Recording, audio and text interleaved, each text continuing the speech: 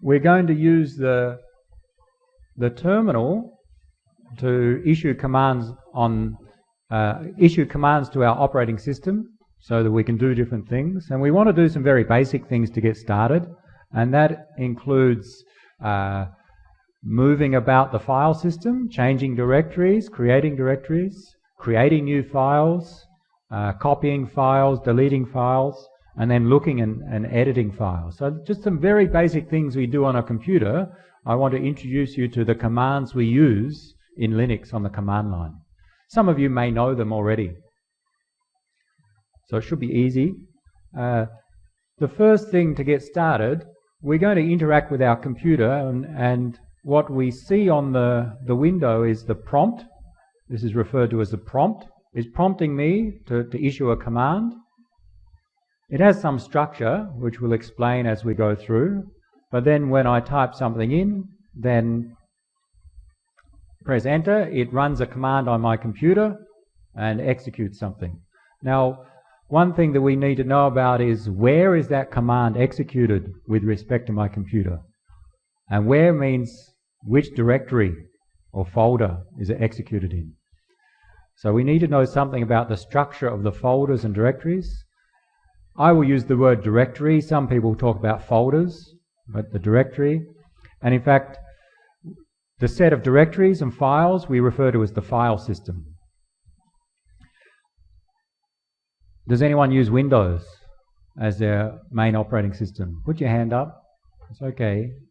I won't give you a lower grade. Right, so Windows, you use folders and files. What is the topmost directory in Windows? Again, program files, even above program files. C drive is, if you think of Windows talks in terms of drives, and maybe the topmost directory, I don't know if it's still like that. Don't type this is just a comment, but is it something like that? Or like that? All right, so C drive we can think is the topmost directory in our file system. C is the drive. There may be other drives, and you can think that this backslash indicates the topmost directory because we have a hierarchy of directories. Underneath that are subdirectories. What are some of the subdirectories? Someone said one in Windows. Program files. I don't know. I don't have Windows, so please tell me. What are some other subdirectories of the top one in Windows? Program files, user or user and settings or something, and maybe system in the old days, or Windows, temp, documents, or whatever. But you know that there are some common directories from the topmost directory, and under them are further directories. So we say we have a hierarchy, and there's the topmost directory and subdirectories and so on. In Unix type operating systems, Unix type refers to the class included Linux and Unix operating systems. There are many variations. Mac OS X is a Unix operating system. Linux that we're using is a Unix type operating system. In that, there's also a hierarchy. The topmost directory is represented by the character /. Instead of backslash, it's /. The separator of directories is a /. This topmost directory, we give a special name. We refer to it as the root directory, the root of our file system, or the root of the tree. And under that are subdirectories and so on. When we run a command on the command line, it's run in some directory. Which directory? To find out, we can check the present working directory. So you can try the commands now, follow along. The present working directory, pwd, shows us what directory I'm currently in. And the answer from the root directory, the /, there's a subdirectory called home, and from that there's another subdirectory called student. So we can think in the hierarchy or in the file system, I'm in the /home/student directory currently. Together this is called a path, the path in the file system. I think you know this already, okay? The syntax may be slightly different, but you know the concepts. But PWD tells you where you currently are. The first thing we want to do is move between directories, change directories. So we use CD to do that.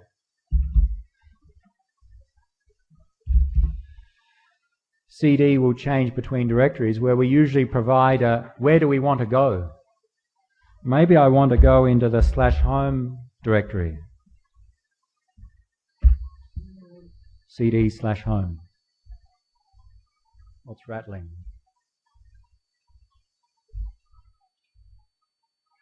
Perfect, thank you, Sam. CD/home takes me into the /home directory. You may guess that it worked. There's a hint there, but PWD tells me now I'm in the /home directory. Or CD into the root directory. Okay, the / on its own means the root directory. We can't go any higher if we think of that the topmost level. And we can go back to the /home/student. So we can change directories. When we specify a parameter here, or the option to change a directory into which directory, in all of these cases I started with a /. This means it's an absolute path. Absolute means, in this case, it's relative to the root directory. But we don't need to start with a /. We can have a relative path. Let's see what I mean. Currently, I'm in /home/student. Let's go into the root directory. And I can change into the home directory. I didn't start with a, I'll type it again, I don't start with a /. And now I can change into the student directory. So when we pass a parameter to the CD command, if it starts with a /, it means it's from the root directory. If it doesn't start with a /, like CD student, it means relative to the current directory. We were in home, we CD into the subdirectory of home, which is called student. So we can move up and down in the hierarchy. In fact, an easier way to move up, there's a special type, which is .. CD ... moves up in the hierarchy. I was in /home/student, I moved up to /home. If I go up again, I'm in the root directory.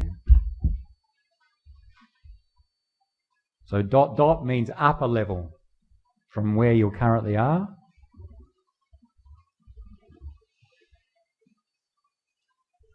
How do I go home? You don't want to go home yet? Is that what you're saying? No? All right, good. But if we want to get our home directory, of course, there are different ways. We can type in the specific directory, /home/student. And we're in our home directory. And it's common in our operating system that our operating system supports multiple users. One user is called the student user. One is called instructor. And there are some other users on each computer. And those users have their own private directory in the /home directory. So we are logged in as the student user. Our home is /home/student.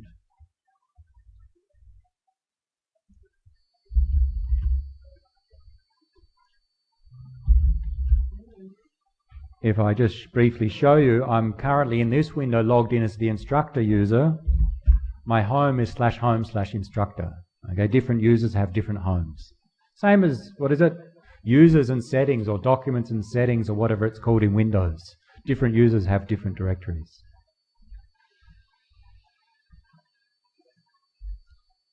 Now, as an example, let's go back to the root directory. A quick way to go home is just type CD with no arguments. CD on its own will always take you home.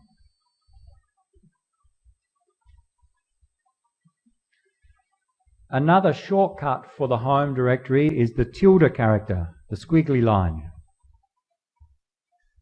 As an example, go into the root directory, cd tilde also takes me to the home directory. So the squiggly line, the tilde character, it really means your home directory. And that can be useful because we can talk about directories relative to our home. We'll see in a moment. That's a little bit about directories, but more importantly, what about files? And what is inside directories? So I'll go home, make sure I am there, yes. We want to see what's inside a directory. We want to list the contents of the directory. We use ls. ls returns what's inside this current directory. And in my case, it shows that there are 4 things: code, posters, SVN, and VM. And as a hint, when it's blue on your window, it means those 4 things, those things are a directory, not a file. Normally we talk about files and directories. There are some other special types, but we'll deal with files and directories. Because I set this up, I know that those 4 items, code, posters, SVN, and VM, are directories inside your home directory. So let's go into one of them, maybe the posters directory. And we can ls there, and we see a set of files. And you can guess that they're files, right? Extension PDF, and the fact that they're not blue is that they are files, not directories. Don't always rely on the color coding, because different systems may have different colors, and also some may be black and white, or someone may be colorblind. So there's another way to show what is a file and directory. We'll see shortly.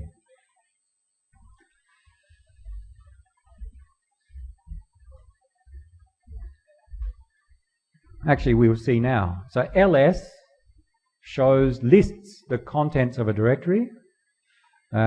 We can pass arguments to ls. We can not just list the current directory, but list a specific directory. ls/. List the contents of the root directory. And it shows in the root directory there are some subdirectories called bin, home, lib, root, user, and others, and some special files. That is like the C drive directory. And some of those directories are common across many different Unix-like operating systems.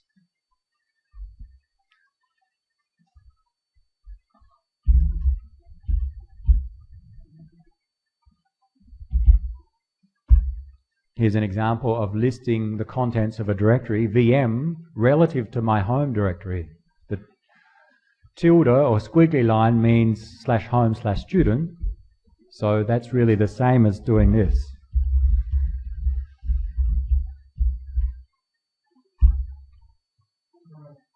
The tilde is just a shortcut there.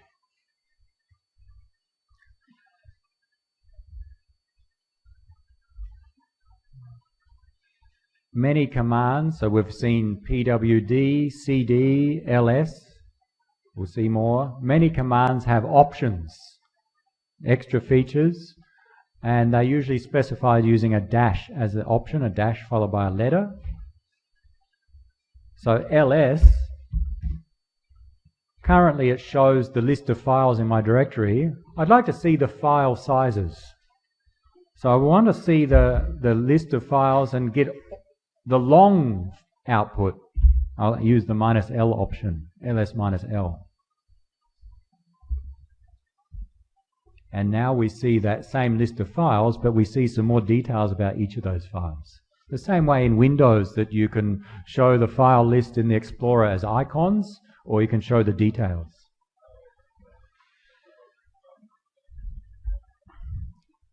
I'm not going to explain all of this information today because some of it may come up later or is not relevant just yet. But Going backwards, say for the biographies.pdf file, there's the file name, the date and time of the last modification of that file, when it was last modified. Files actually have different timestamps associated with them, not just when they were modified, but when they were created. This is the last modified time. What's this? The size in, what's the units? Bytes. This is the size in bytes. So this file is about 6 megabytes, this PDF. The next two, going backwards, are something about who owns this file. Because we have multiple users on the computer, each file has some ownership. One particular user owns that file. Which user? The student user owns the file. There's also some ownership with respect to groups of users, not just the individual user, but a group of users. It turns out in this computer setup that there's also a group called student. This number 1, not relevant. It's about links to the file. Let's ignore it. These 10 characters. The first character, if it's a dash, it's a file. If it's the letter D, it's a directory. We'll see another example in a moment. The next 9 characters are about the permissions on the file. Can we read, write, and execute that file? And that's related to the users. We're not going to cover that today, the permissions. Right? But just be aware, to find the file size and the date and time, even the owner, use ls-l.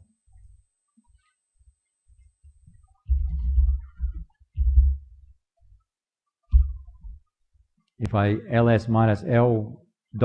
meaning upper directory, we see that these have the letter D, meaning they are subdirectories. So that's how we really know it's a directory or file, whether that output is a D or a dash.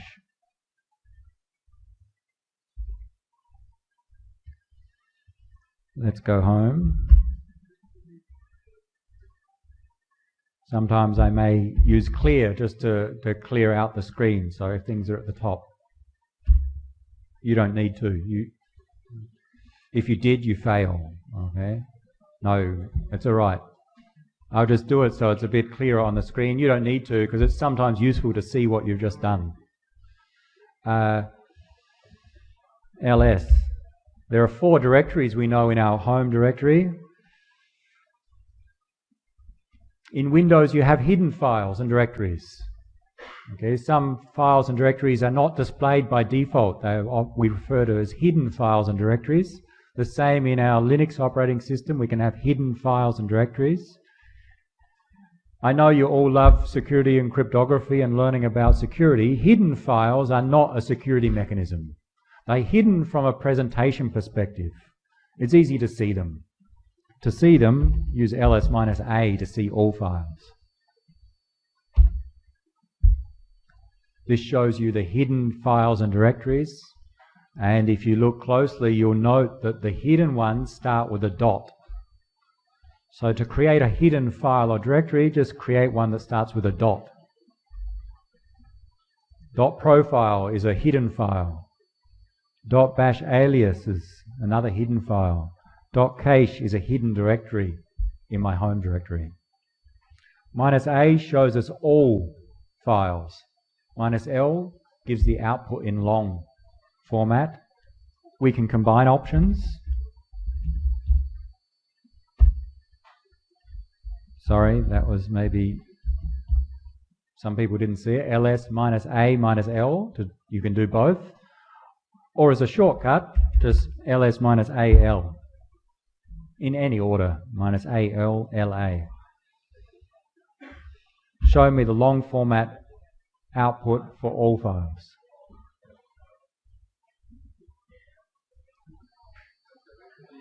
You can change into those hidden directories just the same as a normal directory. I'm going to keep going with a demo, but make sure you ask the TAs, get their attention and ask some questions as we go. We'll get some time to have a break a little bit later.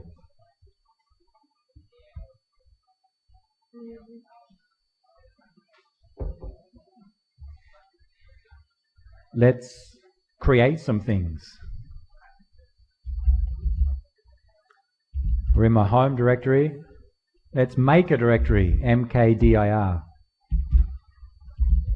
And then supply the name of this directory I want to make.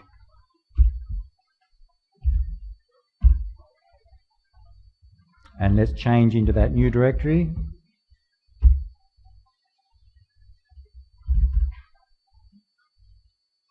And let's maybe make some others.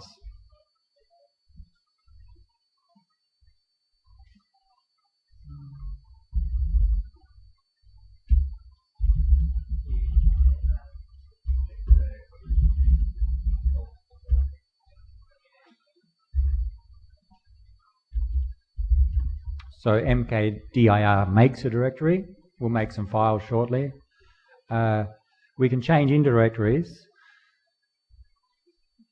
Doing things on the command line, of course, you realize we need to type a lot. Sometimes we'd like to speed things up. So there are often keyboard shortcuts that we can take advantage of to speed things up. One of them is the autocomplete feature. So in my example, I've got 3 subdirectories: security, Steve, and test. I want to change, I know I've got them there, I want to change into the test directory. So cd, wrong, and I type test, but what I can do is I can type T. Instead of typing E, I hit the tab key. So the tab key, hit that, see what happens? It auto-completes for me. So if you start to use this autocomplete, you can save on your typing and speed things up. If I type cd, I want to go into the security directory. I know it starts with an S, cd, S, press tab, nothing happens, press it again. Because there are 2 possible directories that start with S, it doesn't auto-complete one of them, but if I press tab twice, it shows me those 2 options. Security or Steve, which one do you want? I type E, press tab again, and there's only one unique directory that starts with SE, security. It works on files and directories, many things. So the tab key on your keyboard is used for autocomplete.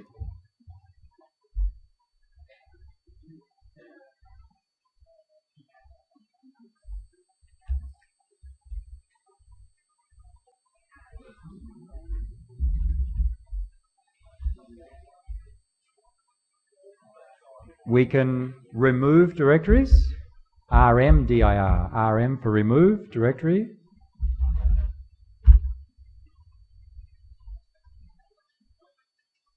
Another keyboard shortcut, if you want to run a command that you've previously run, you can scroll through the previous commands using the arrow keys on your keyboard. On your keyboard, try the up and down arrow. If I press up, it scrolls through the previous commands. Down takes me back. I want to make the directory Steve again. Done. The up and down keys, the arrow keys.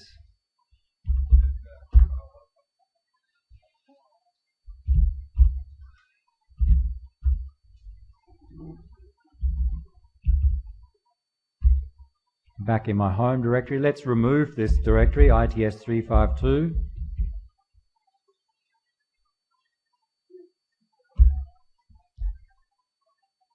What happened? It gave me an error message. Often, when a command runs, if it's successful, it doesn't print anything on the screen, unless there's some output like ls, but cd, rmdir, and so on. Here it's printed something. Right, I've tried to remove ITS352, but it says that directory is not empty. There's something in it. RMDIR, by default, will not let you remove a directory if that directory has something in it. So that's just a precaution there. If I want to do it, there are different ways, but I could remove the subdirectories first. Now, so I could remove, I will not do it, I could remove the directory its352/security, then remove the test directory. What's in there? Let me check. To make the example a little bit more fun, I'll make Steve again. You can name yours different, but in my case I have security, Steve and test. I want to remove all of them. Then I can use rmdir now, or I can, to capture multiple values, I can use some expression, regular expression, and a simple way is to use star. Star means all values that match, anything. They're all gone.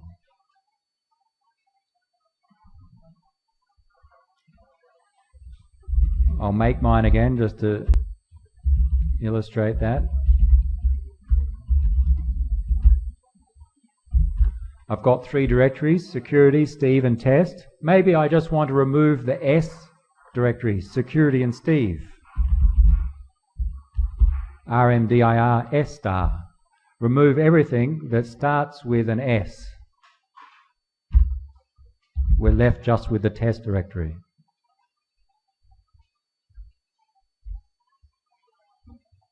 So the star, this wildcard value, can be used in many places where we use files and directories. When we list ls, when we make things, edit files, copy files, we can use star where necessary.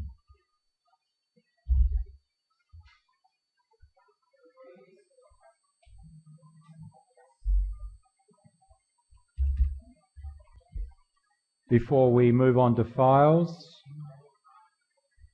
one last special directory, the current directory. If I do ls minus al,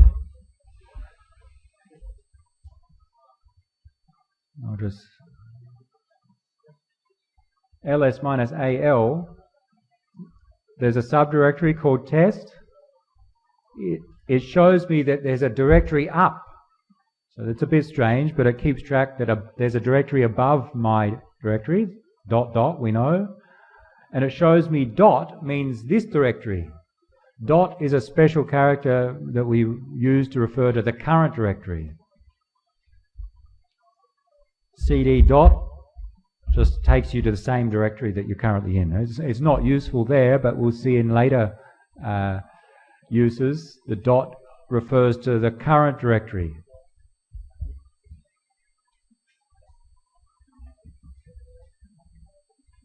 These commands are on the printed reference card in front of you. The middle sheet printed on your desk is the commands I'm going through. Let me see if I've got it.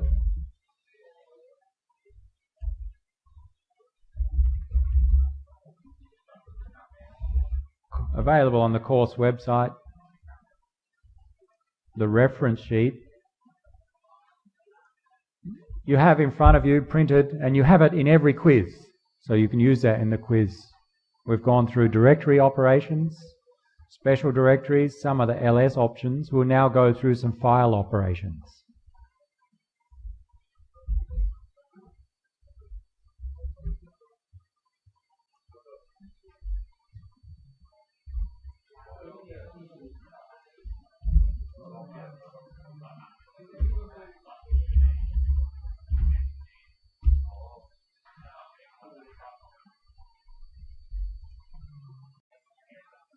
I'm currently in my home directory.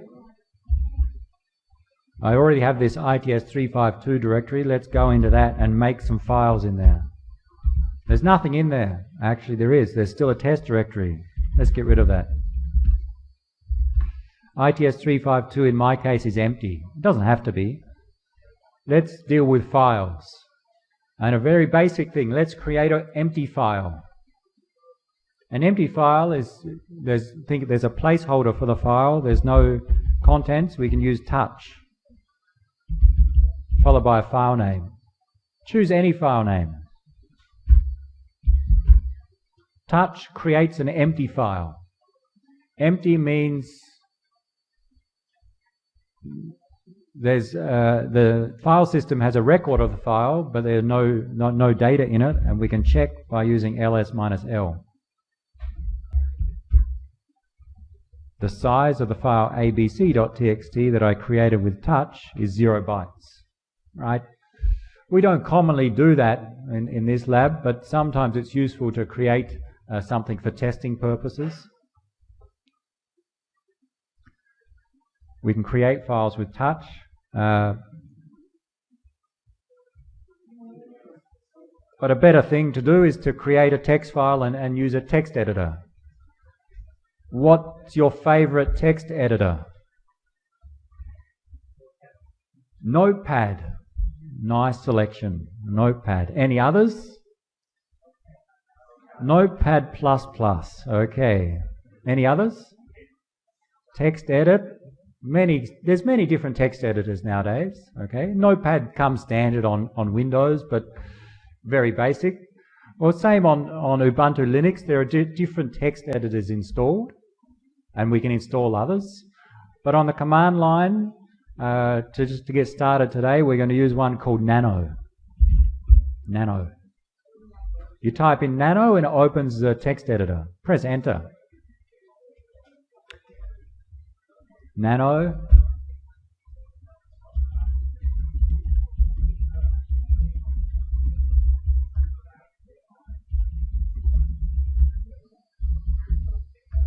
And we can do our normal text editing.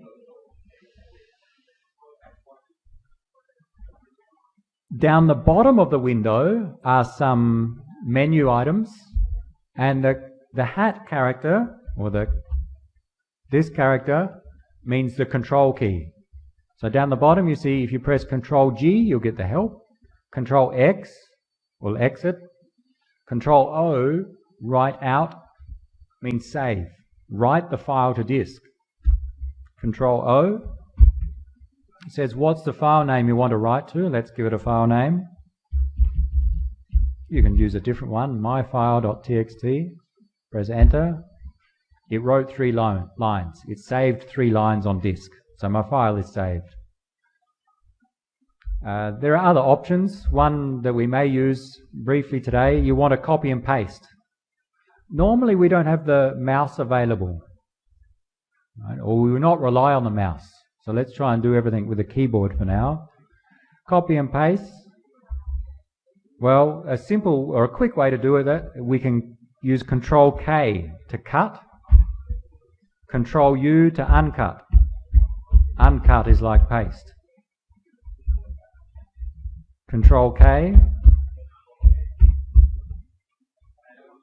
and Control K cuts, Control U uncuts. So that's a quick way, and it works on lines. There are other ways to do it on selected text. Let's make a file which has lots of lines in it.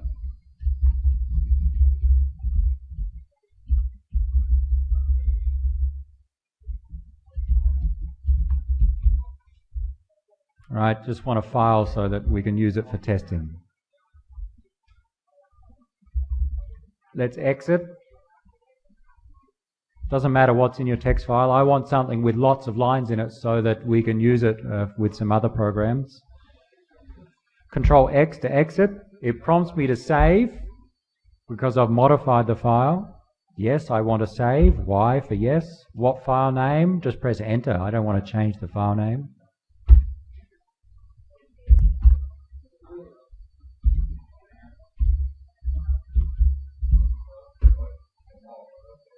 Now I have a file of 711 bytes.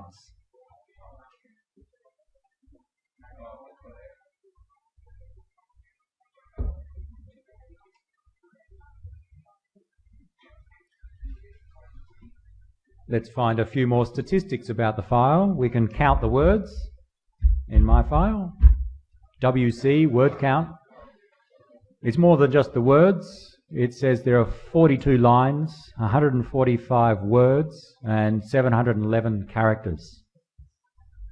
If I just want to know the number of lines, minus L is an option. Word count minus L, my file. 42 lines in my file.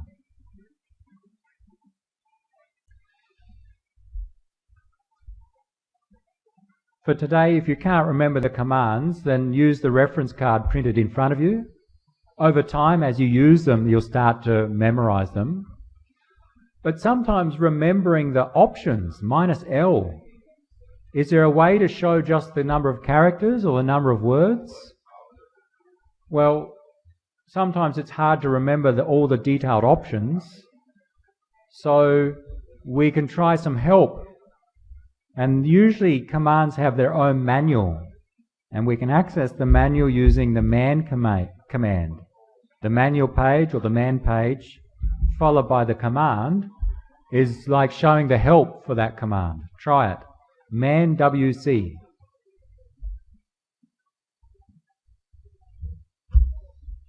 This is the help page for the WC command, and you can scroll up and down with your keyboard.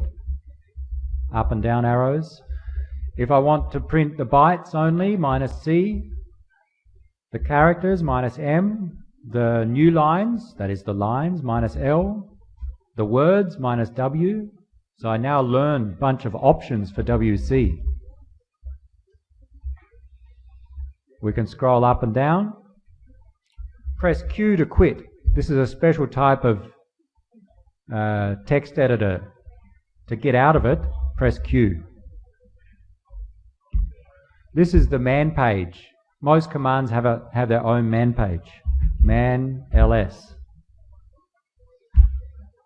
All the options for the ls command. Minus A, it has many options. Sometimes I'll ask a quiz question. I'll say how to do this particular thing, where you've used the command, but you need to go and find the option to get the very special case. Read the man page. Q to quit.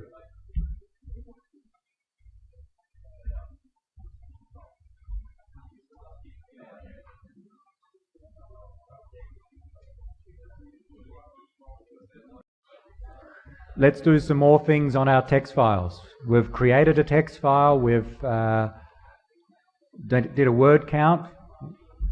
Let me just clear and show what I have. I've got two files. One of them's empty. My file contains some content.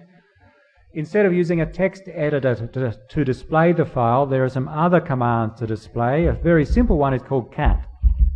Cat is not an animal, but it is a program that shows the contents of a file. It's short for concatenate. It simply prints the contents of the file on the screen.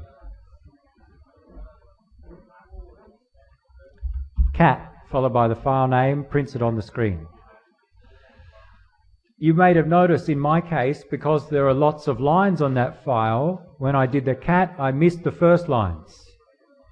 So instead of using cat, sometimes we can use less. Less, again, shows the contents of the file on the screen, but page by page. And now I can scroll up and down with my arrow keys. So it's got the top lines, and I scroll down and I get to the bottom of the file. So less is slightly more advanced than cat. Cat just shows it, less shows it, but has page breaks. Q to quit, less, like the man page, Q to quit. You want to just see the start of a file, the head of a file. Head, by default, shows the first 10 lines of the file. Or the end, the tail. Tail shows the last 10 lines of the file. You want to just get the first 3 lines of the file, head minus N3, my file. Or the last 5 lines, you can actually do minus 5 as a shortcut. Minus N3, or simply minus 3, shows that selection of, or that number of lines are the head or tail. Cat shows the full file, less shows the file page by page, head shows the first n lines, tail shows the last n lines.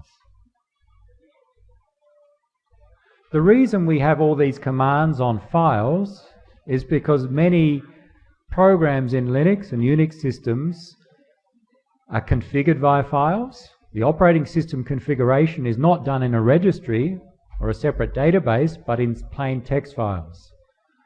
And similar for many applications. And many programs on the command line use text files to do processing. So it's useful to be able to process those text files. Let's copy some files.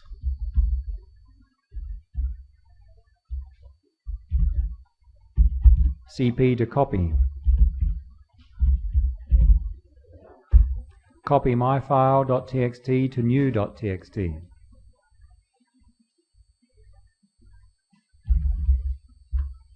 And we now have a copy of that file.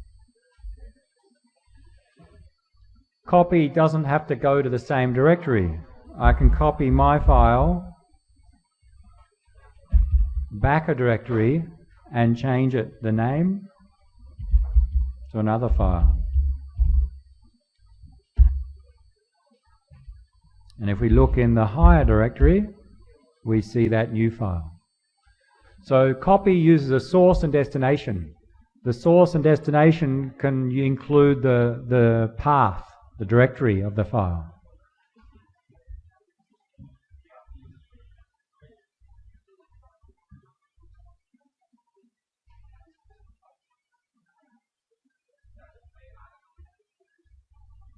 What if I want to copy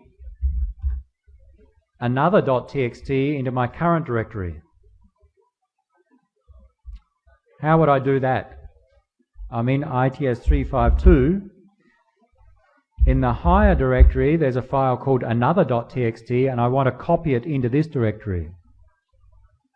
Copy another.txt from the higher directory. What's the destination? The destination is this directory. The shortcut for this directory is dot. Copy another.txt from the higher directory into this directory. And we now have a copy. So be careful, or make note that I used a dot there. When we do a copy, we must always specify source and destination. Sometimes we can use the dot to represent this current directory. Move is similar to copy. Move new.txt upper level. New.txt is gone from this directory. It's now in the higher level directory. Move moves the file. We can move it back.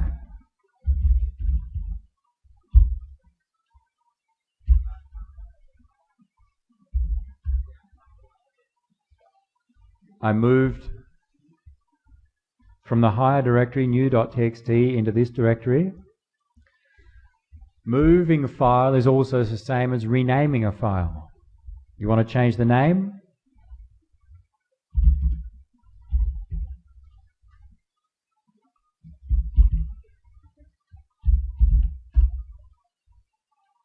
Here I simply rename new.txt to xyz.txt. So we can use move to rename.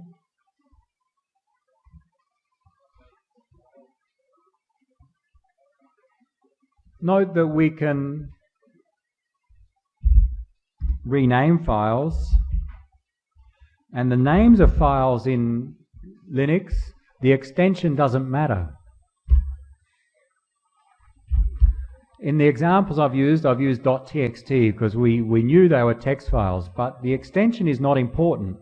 If I change the name and use a different extension, it doesn't change the format of the file.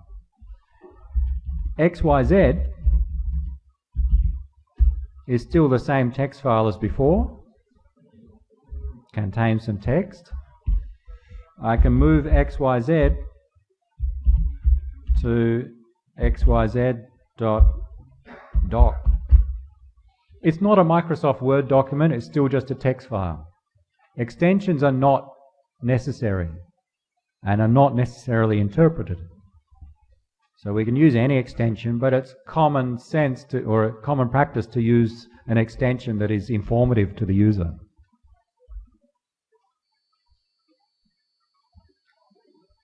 And the last thing, we can remove files. RM followed by the file name, or let's remove all of our text files, star.txt. When I say text files, I mean those that I've given the extension .txt. RM removes or deletes files. There is no recycle bin. There is no trash on the command line. If you delete a file, it's gone. So you need to be careful. In the graphical interface, there is a trash bin, but we're not using that. When you delete a file here, it's no longer available. So be careful when you remove files, especially if you use a wildcard like star. RM star, delete everything. If you have 1,000 files in that directory, they're all gone.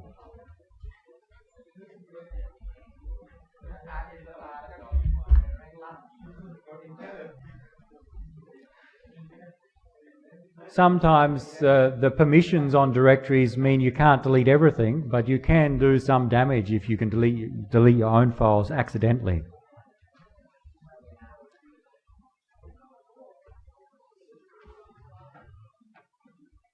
Before we have a break, let's do the last few things on files. Let's find some files on our file system. I'll go home.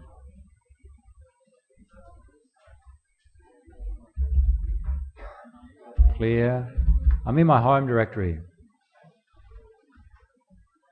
Often we want to search for files. That is, somewhere on my hard drive there's a file that I'm looking for. I know the name or the structure of the name. There are different ways to locate files. One is using locate. Locate followed by a file name. Maybe Wireshark. I know there should be some files about Wireshark. Wireshark is installed. Locate may tell me about those. And it tells me all the files that have the name Wireshark in it. And you can scroll up and down, I will not, but it returns a whole set of files, the complete path, the subdirectory and the file name that refers to Wireshark. So locate. Okay, if there's no file, then it will return nothing there. Locate, I had ITS352. Locate xyz.doc. This is interesting. I have a directory called ITS352, and inside that I have a file called xyz.doc. If I try to locate xyz.doc, it doesn't return an answer. Locate is a very, locate uses a database of files to find the answer. It's very fast to find the answer, but the way that it works is that maybe the past hour or so, the operating system has done a search for all the files and put them in a database. But it's not up to date. Recently I've created xyz.doc. If I try to locate it, it's not currently in the database. So locate cannot find that. So locate is very quick, but doesn't cover all the files. So a more powerful command to find files is using find. It's more powerful, but slightly more complex. Find, the pattern we'll use, find, specify the directory we want to search in, and then the option -name, because we want to find based upon the name, star.doc. So there's 3 arguments to this find command. The directory I want to search in, including the subdirectories. Then I say I want to search based upon the file name, because actually you can search on other criteria: file size, creation date, permissions. And I want to find anything that ends with a ... And that finds xyz ... So it does an actual search.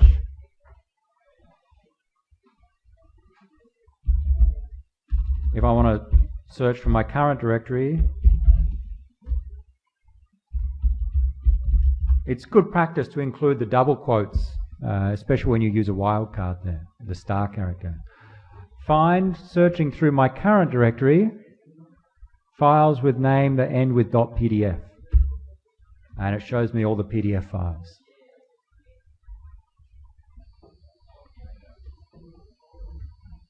What if I want to find all the PDF files on the hard disk?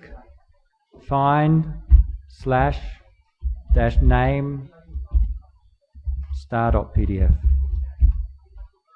That is, search from the root directory and including all subdirectories. And you say it may see many results. You may also see some errors, permission denied errors.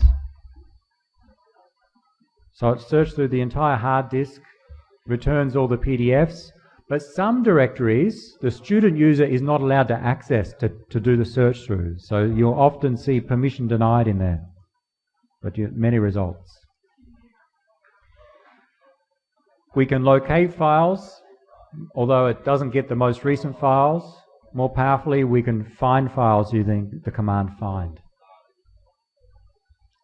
The last way that we commonly use to search for files is to search for application files or executables.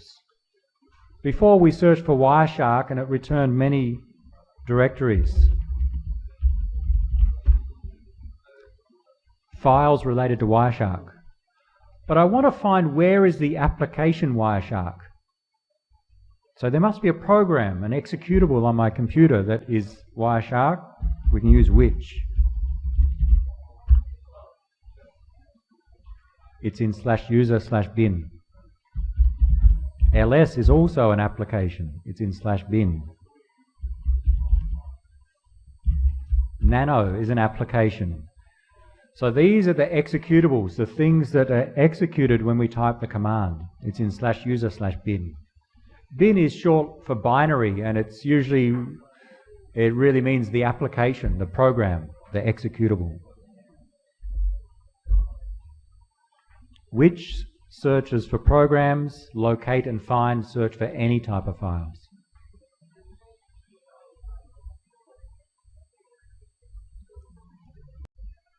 So I'm back into my home directory. Let's go into my ITS352 directory. What's in there? My xyz.doc. Make sure you have a file with a few lines in it. Doesn't matter what's in it. I'll just check mine. XYZ. All right, my file has some text in there.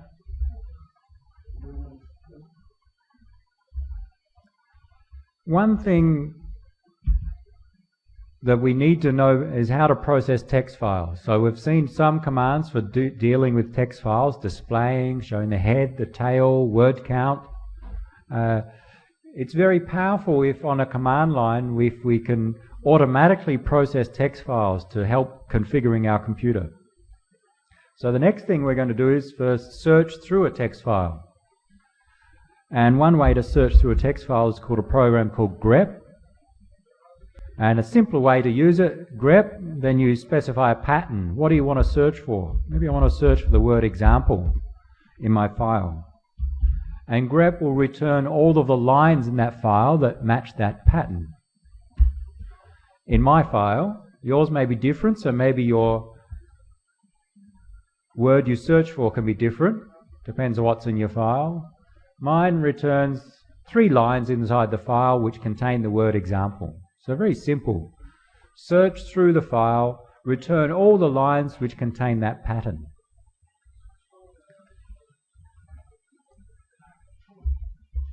We can use wildcards there if we want. What did I do there? That's a bad example. Don't use a wildcard there. Let's avoid that one. The grep, so what I did there was a mistake for what we want to do. Grep has a number of options where we can specify regular expressions and use wildcards and other special characters to match different patterns. But we will not deal with those right now. It takes some time to look at the syntax. So let's simply stick with searching through for particular words in a file for now. So grep can search through files. We can do an inverted search, find all the lines that don't match that word. Again, all the lines, the minus V for inverted is all the lines that don't have that word. And it shouldn't show the ones with example.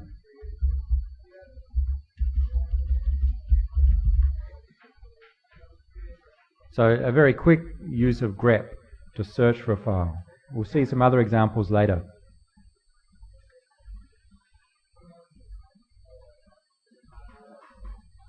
Next thing. Up until now, all of the programs we've been running, we've interacted with those programs by running it, and then they usually show something on the screen. So grep, for example, printed out the answer on the screen. The screen is how we get the output of this program, but in fact we don't have to print it on the screen, we can put it inside a file. So we're going to look at how we can put the output of a program in a file rather than printing it on the screen. And it's quite easy, in fact. Do that again. Grep. I want to search for all the lines in my file which don't contain the word lines. If I do that, those lines are printed on the screen. What I can do is redirect the output of that program using the greater than sign into a file. I can name it what I like, my output.txt, run it, see what happens. It doesn't print anything on the screen. The grep program runs, but the output of that program is redirected from the screen, which is called the standard output, the standard location to put the output, and is instead sent into a file. Now let's look inside our file, myout. We can use less. Look inside your file, see what you get. You see the output of grep. So this concept is called redirection. We redirect the output of a command to some other location. And the very common way we do it is redirect the output of the command from the screen to a file.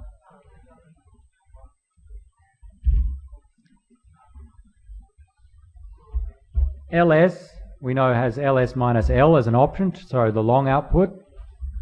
We can ls a particular directory, ls minus l slash,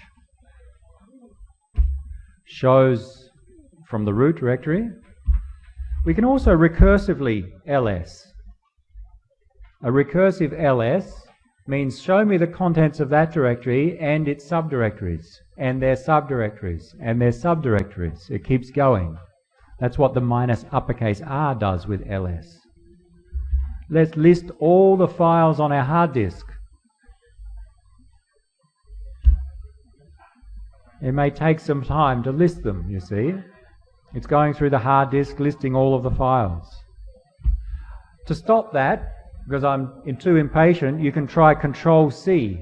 Control-C kills or cancels the program from running. That was ls minus l minus r, uppercase R slash. Maybe I want to know all the files on the hard disk, instead of show them on the screen,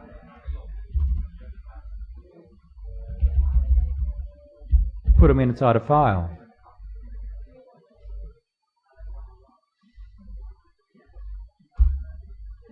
Now, what's happening? Here are some errors being displayed. The files themselves are not being displayed, but the error messages are.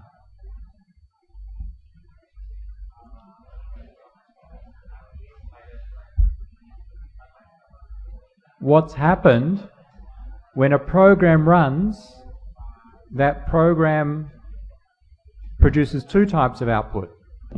The program produces output, the standard output from the program, the normal output it produces when there's no problems. But if there are error messages, they are also printed on the screen. But the error messages are considered separate from the standard output. What you see on the screen now are the set of error messages from the command I run. With redirection and the greater than sign, it only just shows the normal output and puts it into this file. The error messages are still printed on the screen.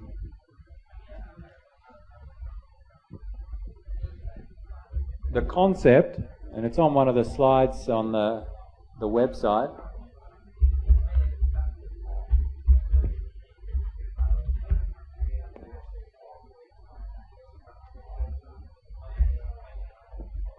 the concept is with any command, when we run a command, there are in fact three interfaces to that command. There's the input to the command. Some commands take you or accept input from you. We haven't seen any yet. We may see some later. But some commands we can supply input. It's called the standard input. Then the command runs, and the command does something, and it produces two types of output. The normal output, the standard output, which is the expected output. ls shows a list of files. grep shows a list of lines that match some criteria. But if there's errors, it may also print error messages. There goes my mouse. And that's referred as the standard error. So there are three interactions to a command: the standard input, the standard output, and the standard error. Normally, the standard input comes from what we type. Both the standard output and standard error are printed on the screen when the command runs. That's what normally happens. With redirection, using the greater than sign, the standard input is normal, that doesn't change. The error messages are still displayed on the terminal, but with redirection with a greater than sign, the standard output is saved in a file. Okay, so instead of printing it on the terminal, it prints it into a file, so we can look at it later. It's very useful to get a record of what's happened. You don't want to look at it as it goes, you want to look at it later. Redirect into a file. There are different options. You can redirect both the standard output and the standard error into a file. Note the difference. Here's the ampersand character and the greater than. With just greater than, the standard output is saved to a file, but not the errors. With this one, both the output and the errors are saved into a file. And there are other variations. One of them, the common one we'll use is this, just greater than sign. Run a command, don't print the output on the screen, print it into a file. Another one, which I don't have on the slides, if you use two greater than signs, it appends to the file. One greater than sign overwrites the contents of the file. Two adds to the end of the file if it exists. So let's try those two commands again. The others with the ampersand we'll not try, I think we'll not use. Let's try a couple more redirections to files.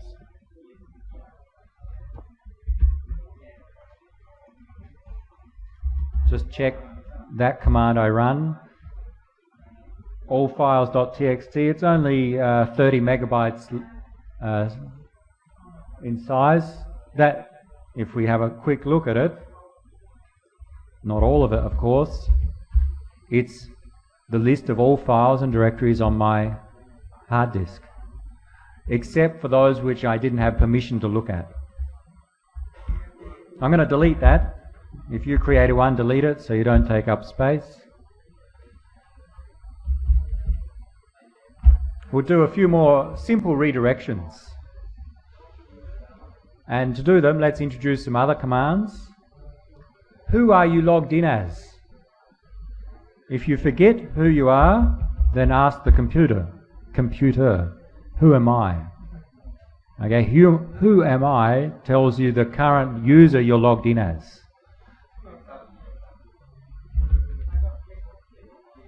In my other terminal, I'm logged in as the instructor.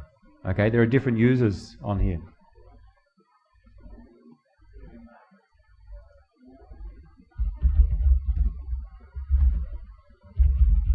We can redirect the output of who am I into a file.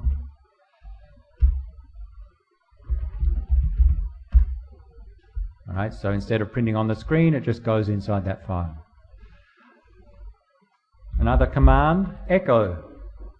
Echo echoes that string onto the terminal. Very simple. Whatever we type after the echo is printed. Does nothing other than print on the screen. It's like a printf statement in a programming language, or a print statement. So we can echo into a file.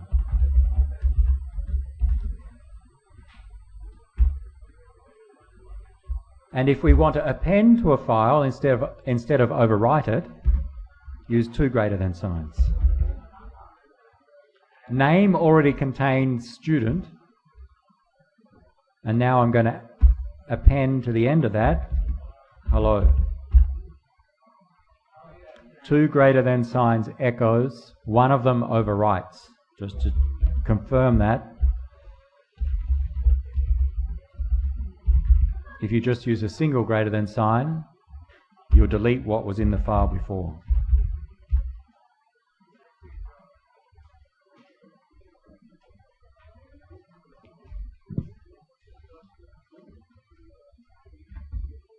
So the greater than sign, the two greater thans, and there are some other variations, are called redirection. Redirect especially the output to a file.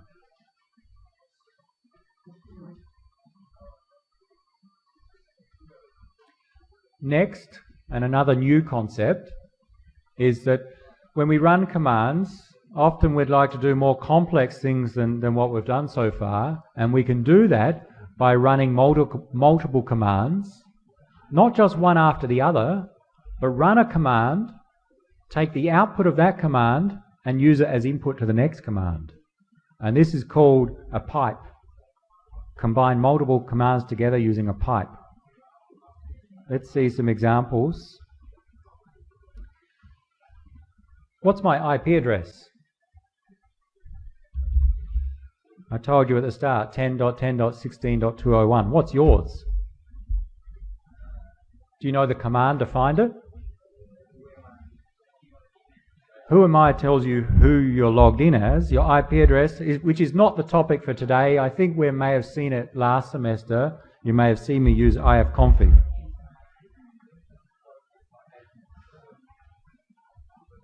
You don't need to remember that yet, but it's useful for the example. ifconfig shows you details about your interfaces. And if you scroll up, you'll see your IP address somewhere.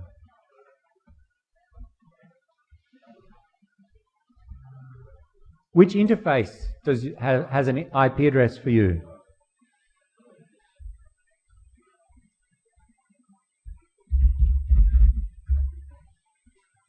I don't have scroll on my terminal, so I'll just scroll up here.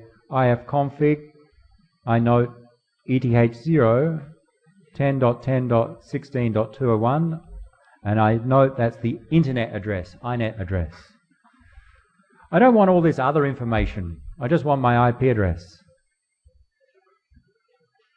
So what we can do is maybe try grep. Run ifconfig and take the output of ifconfig and then use that as an input to grep, searching for INET address. Try that. where the way to combine the two commands is this vertical bar, which is shift not backspace, what's that? Backslash is the key, shift backslash. This is called the pipe character. It means take the output of the first command and use it as input to the next. And it returns all lines which were output from ifconfig which match inet ADDR. And we see 2 there. Can we improve upon that? What if I just want the IP address? Now let's run ifconfig again. But we can run ifconfig with a sub option with the specific interface I want. This is a little bit outside of the scope today, we'll cover it later, but with ifconfig it shows I have ETH0, 1, 2 and LO. I'm looking just for ETH0. So ifconfig ETH0 and now grep into inet ADDR, the internet address, and I get a single line which includes my IP address plus my broadcast address and a network mask. I just want the IP address. So let's try and do some operations on that single line. There's different ways to do it.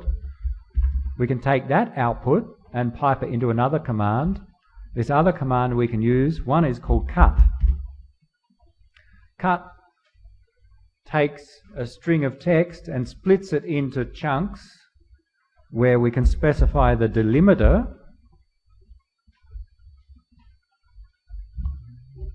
Let's say is the colon character, that is the chunks are separated by that character, and the chunks are actually called fields. This is going to take this line of text and cut it up into fields separated by the colon character. So this would be field 1, field 2, field 3. I want field 2. That's what the -F does. What do we get? Can we do another cut and just get the IP address? Let's pipe that into another cut. The delimiter, what, is a space maybe? Field 1. Now I've extracted my IP address from ifconfig and removed all other information. There may be better ways to do that, and it's may only work in certain cases, but it's an illustration that we can combine multiple commands together using the pipe operator, that vertical bar. And in doing that, I've introduced this new command of text processing called cut. And a simple way to use cut, we specify the thing that separates the fields, the delimiter, and it can only be a single character, and then we specify the fields that we want. And cut is given on the Linux reference sheet as well.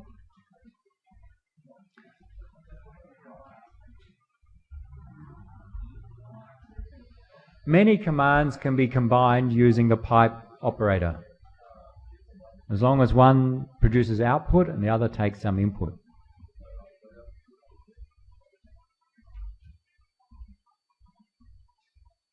What's the port number used for a web server? Everyone remember? A common quiz question, not this week, later weeks. The port number for a web server? Not 50, starts with an 8, 80. Different applications have different port numbers. Some we won't remember.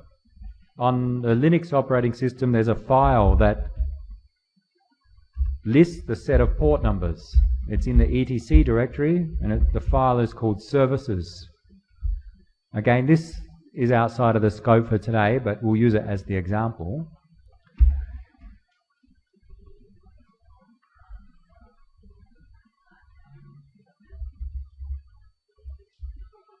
We can see the port numbers of different services. Secure shell servers use port 22. HTTP, if you scroll down, uses port 80, and others.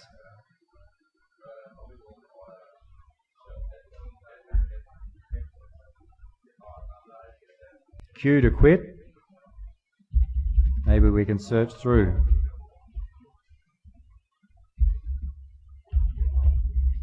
Rather than having to browse through, let's look for all the lines that contain HTTP.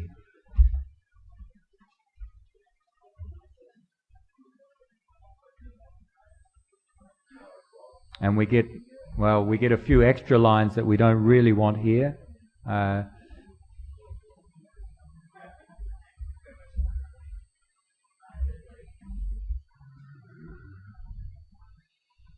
If we want to filter out, we can actually specify the specific word of HTTP.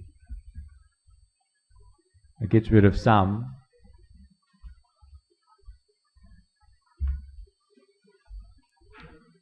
And then we could, actually we don't even need the word, we could pipe that into a cut and get rid of the comments, for example.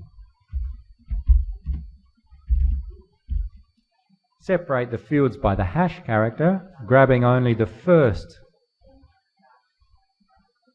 field.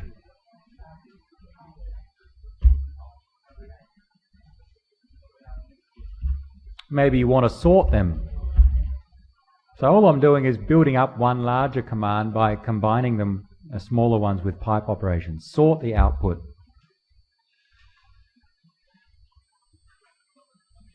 HTTP-alt becomes before HTTPS. Maybe we just want to get rid of everything after the slash.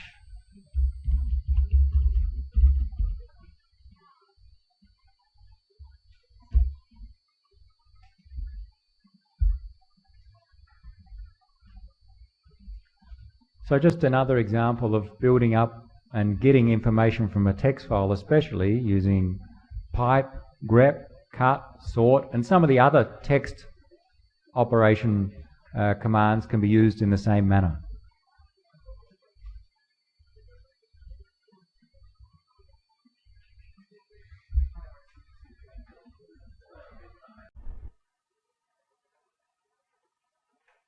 Last week we introduced some basic commands to get around on in the Linux operating system. So we'll continue today and look at some different things, look at running processes, connecting to other computers, and a little bit about permissions, who can do what on a computer.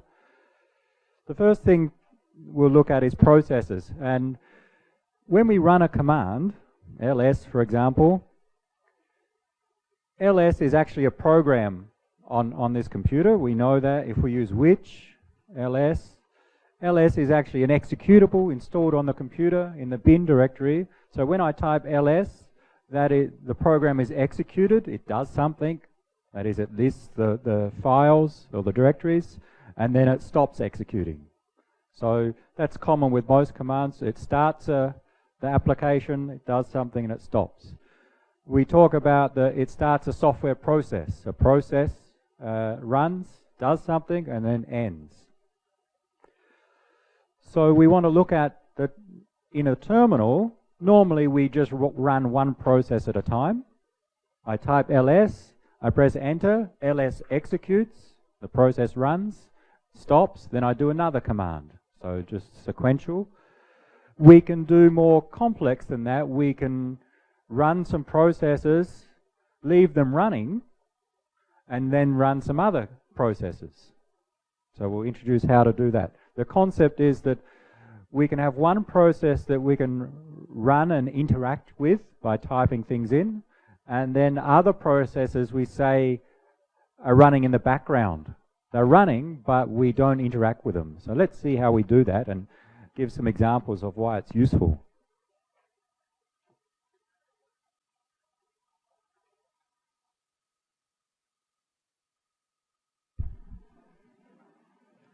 First, let's see one of our commands we did we did last week, ls. If we want to list all of our files on our hard disk, ls minus L shows us in the long format. And there's a minus R option, recursive.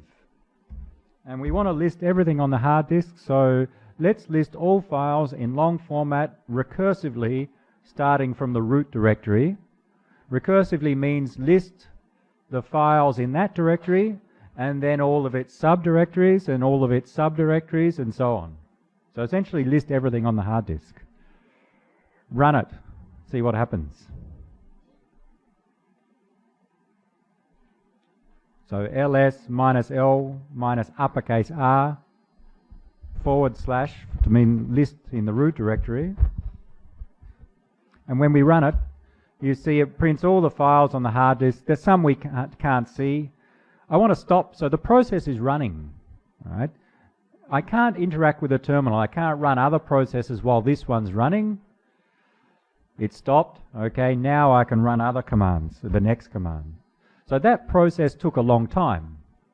Or some things we may want to do, maybe I run it and I realize I'm not so patient, so I run it again. How do I stop it before it finishes? One way is Control-C. So you don't see the command I pressed, but note down here it showed I pressed Control-C character there, or the two keys. So that stops it, or that's what we say, stops or cancels a process, and sometimes we say we kill the process. So we talk about the process was running. To stop it before it completes normally, Control-C will do that, cancel the process. So that's useful when you have something that you see is going to run for a long time and you realize you don't want to wait for the end. Or if you've done something wrong or typed in the wrong command and it's sitting there waiting for input, you've got no idea what to do, then Control-C will cancel or kill that process and you can return to the terminal and interact. Just to show that, because doing that, to demonstrate that, we need a process that will run a long time. The ls minus LR does run for a long time. Let's find another process just for the demonstration. I'll just clear that. Try yes. What does yes do? Yes prints Y's forever. This process will run for a long time. It will run until the computer shuts down. So it's just for testing, all right? So it just prints Y's forever. So how do we stop it? Well, we can Control-C to cancel or kill the process. So we'll just use yes just as an easy demo of manipulating processes.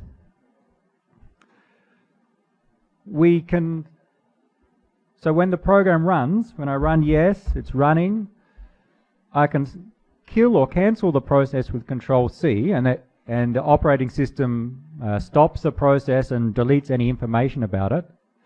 But we can also pause the process or suspend the process, put it to sleep. And to put a process to sleep, suspend, Control-Z. Control-C kills, Control-Z suspends or puts it to sleep. That is, the operating system still has some information about this process in memory. It's just not executing at this stage. It's stopped, it says on the command line. It's not running, but note with it suspended, we can still interact with the terminal. We would like to maybe, if it's paused, to restart, to resume. So what we can do to see the set of processes that are stopped or paused, from this bash shell they're referred to as jobs. What jobs are paused? If we type jobs, it says the jobs that are paused or suspended or stopped at this stage, yes is stopped, and it's job number 1. So that's a paused process.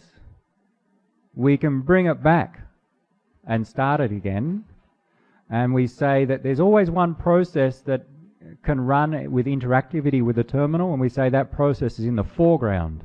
So to bring that process back, we can say foreground followed by the job number is job number 1, FG1. Or if you just type FG on its own, it will still work because it brings the most recent one pause back. But FG1 will bring our process yes back to the foreground, that is, it's running again. Control Z will stop it again, and we see it's listed as the jobs. Foreground will bring it back. FG followed by the number, or if you want the most recent one, just FG. It's now in the foreground. A process in the foreground, when I do something on the terminal, I'm interacting with that process in the foreground. All right, there's nothing to interact with this program. It just prints on the screen. So I can't run other programs at the moment. We can Control C, kill the process. There's no jobs suspended now. So jobs list those that have been suspended or stopped. FG brings can be used to bring one that was suspended back to foreground and have it running again. So that's useful if we want to pause something and then go do something else in the meantime and then come back to that process. Let's try that in some different ways. Let's run yes, and let's output that to a file. Remember redirection from last week, the greater than sign says instead of print the output of yes on the screen, print it inside a file. Try that. Then it doesn't take up the screen. It's running. The process is in the foreground. I can't do anything. I can't issue commands. You can try and type, but I can't run anything. It's running. We can suspend it. Control Z, it's stopped. Just check the file. How big is it? One of the options for LS, if you want human friendly, H. Human friendly gives the prefixes. It's 2.1 gigabytes mine. Note that what yes does is just prints Y's to a file and does as fast as possible. So it filled up 2 gigabytes in those 10 or 20 seconds when I ran it. Note that it's not getting any bigger. That process is suspended. It's not running. There's some state information about it, but it's not running. If I want to start it again, bring it back to the foreground. Just check the jobs. There's only one. I can do FG1 to bring job number 1 back to the foreground. And it's running again. I'll suspend it again and look at the file size. Mine's now up to 2.6 gigabytes. Okay, so that just illustrates that something was added to the file there. It started again.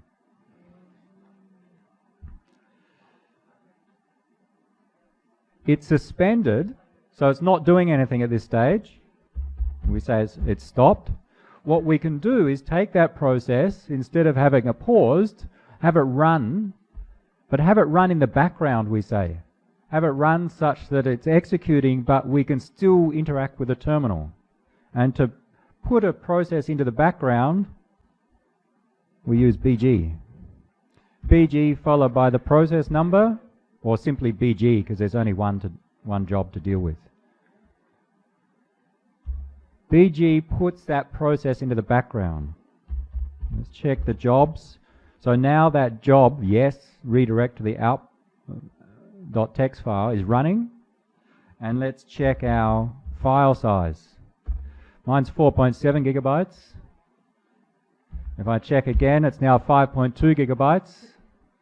All right, so just to illustrate that it is running now, but I can still interact with the terminal because that process, we say, is in the background. And we can have as many processes as we like running in the background. How do I stop it? I'm going to fill up the hard disk soon, so how do I stop my yes process? We could bring it back to the foreground. It's in the background, running. To bring it back to the foreground, simply FG or FG followed by the number. There's only one, so FG's fine. It's running again, and now it's in the foreground, and I can interact with it via the terminal. The commands I issue affect that process, so I can Control C to kill the process. Look at the file size. There's no jobs running now, and that process is stopped. The file's not getting any better. It's gone. So really 3 states of our process. The process is in the foreground, it's running, and in the foreground means that when we interact with it via the terminal, when we issue commands, it's interacting with that process in the foreground. The process can be paused or suspended with Control Z. Means it's not running, but there's still the operating system stores some information about the process, so we can resume if we like. And the third state is the process is in the background. It is running, but we cannot interact with it via the terminal. It's running in the background, we say. Let's delete that file so I don't fill up my hard disk. And I suggest you do the same. Let's do similar again, but we'll introduce different ways to do that.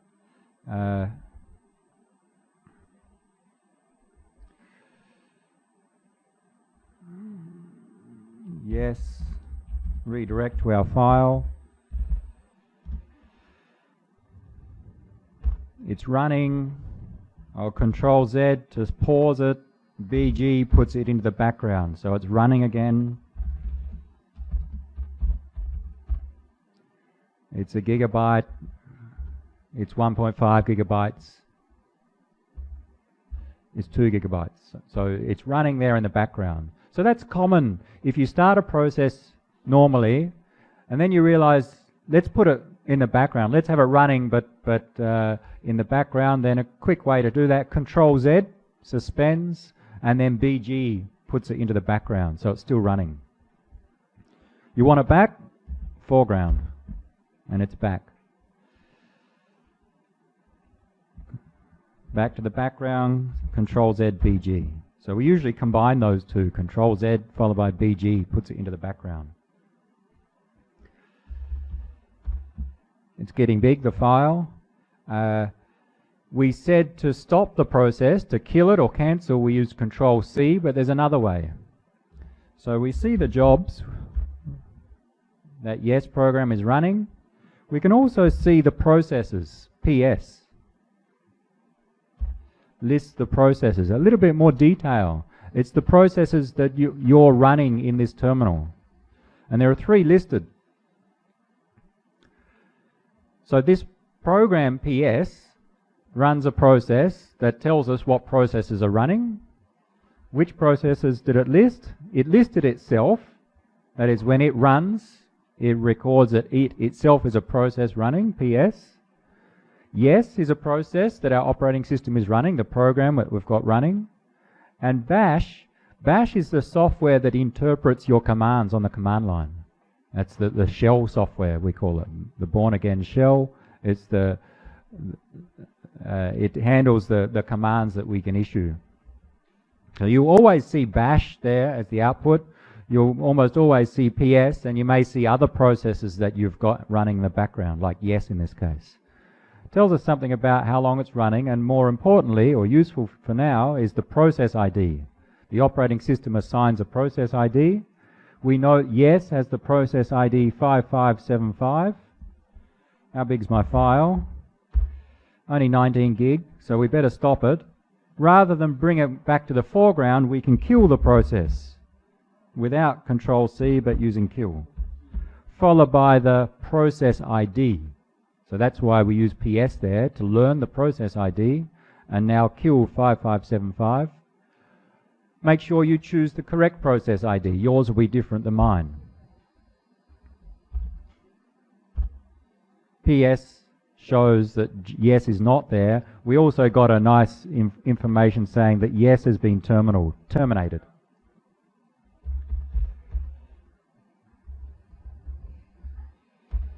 Sorry, I did a mistake there. What do I do when I get a mistake?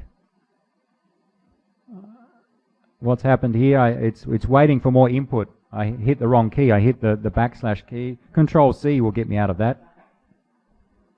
What I want is this. So another way to kill a process is, if you know the process ID, issue the kill command. Control C is the keyboard shortcut. The kill command will do it based on process ID. Let me delete the file.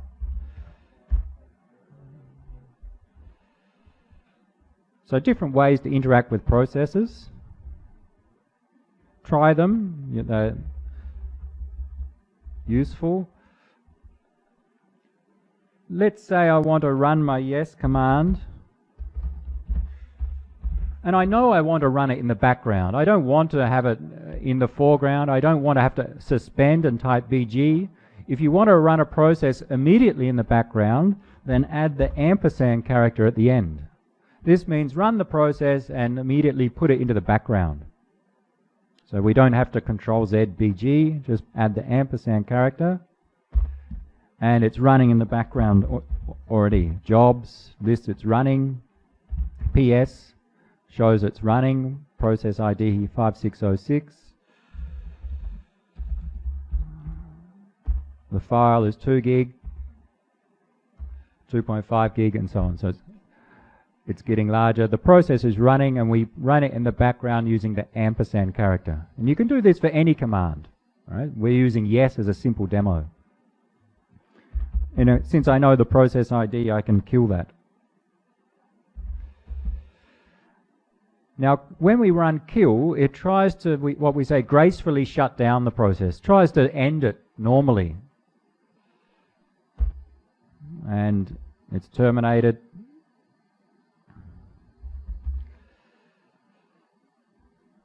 Let's delete the file just to clean up. So kill tries to stop the process. Think if say in Windows you try to close a program and it will try and save the file before it exits. That's what kill does, a graceful shutdown. But sometimes we can't do that. Maybe something's not responding. So maybe in Windows you try and close a program and it says it's not responding. Do you want to force a shutdown or stopping? So we can do that with kill. If we run our process again in the background, process 5618, if something will not stop using kill, then you can try even harder using -9. That really means even if you can't save any information, just stop the process for sure. Right? So this is just used if something's not responding. Even with a normal kill that's not responding, kill -9 means really try hard to kill it. And it usually works. So that's useful if something's hung. So that killed the process. It's slightly different than terminating. Slightly worse than terminating a process. So we can interact. We saw PS list the processes, and it only by default shows the processes in my this terminal running by me, bash and PS, so there's not much interesting there. If you want to see more, because our operating system is running processes for different users, if you want to see them all, PS-E will show lots of processes, and I'll pipe it into less. Remember the vertical bar means take the output of PS-E and send that into the program less, and less just shows me the output page by page. So it shows me all the processes running on my operating system. Starting with process ID 1, the initialization process that starts everything, and many operating system processes for starting networking, all the different tasks. And we scroll down, we may see some we recognize. There's a MySQL server running, Apache web servers running, there's processes for that. And if we scroll down, we get to we may see Firefox running. Secure Shell server is running on my computer because all of you have logged into my computer. So there's a process handling the login. And to view the demo, we're using software called Tmux. So that's running on my computer. Yours will be different. And if we get to the bottom, all right, PS and less are running. So PS minus E shows all processes. I'll quit that. Or if you want even more details, PS minus F uppercase A. There are other ways as well to show. PS has many options. This shows all the processes, but it also gives things like who is the user that's running that process, the user ID. The student user is running these processes. The root user is running, the instructor user on my computer is running some processes. Because I'm logged in as the instructor. The root user is running some processes, the core operating system. PS shows us process information. One last way to see process information, we can see a real-time feedback, is to use top to show the top processes. Try top.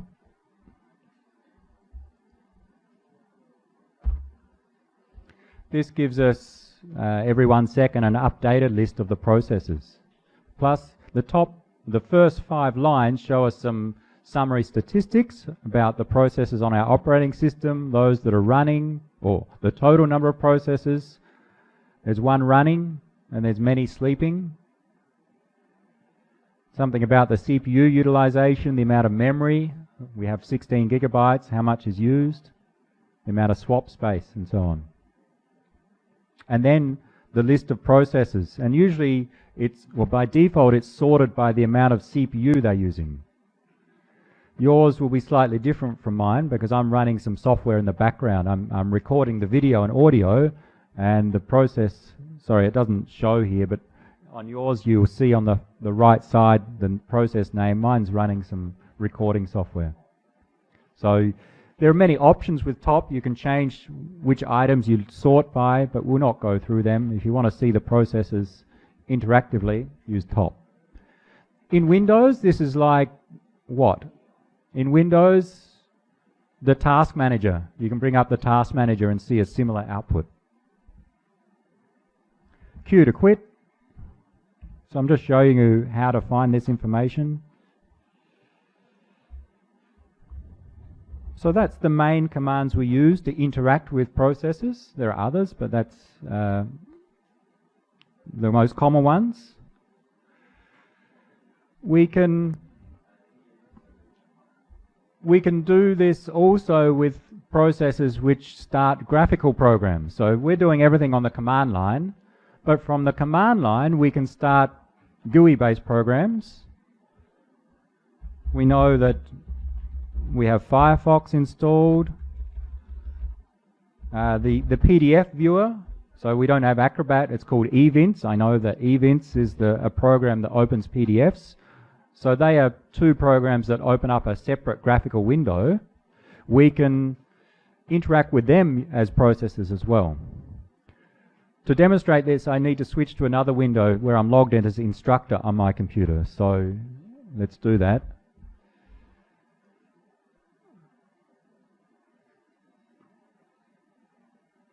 I'll just close my instance of Firefox and then we'll start it on the command line. And to start Firefox, we type the command Firefox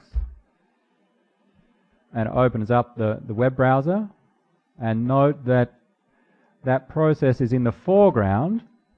From our terminal's perspective, we can no longer issue commands. Firefox is the process running in the foreground. I can't do other things while Firefox is running. So that process is in the foreground. But I would like to do other things. I'd like to have both windows open. Well, we can close it. We could interact with it. Same with any other process. I'll Control C. Kills Firefox. We can run it in the background by adding ampersand. And there was a bit of an error or a warning in my case, but it is running. Just to show, I can do ls now. So I can now run commands on the terminal and at the same time use Firefox. Okay, so this is useful when we have graphical programs started from the terminal. We start them in the background so that we actually have both of them running. We can bring it back to the foreground. and Firefox is still running, but I can't interact with it in the shell, in the terminal. I can suspend it, Control Z. I can now run commands. Can I use Firefox?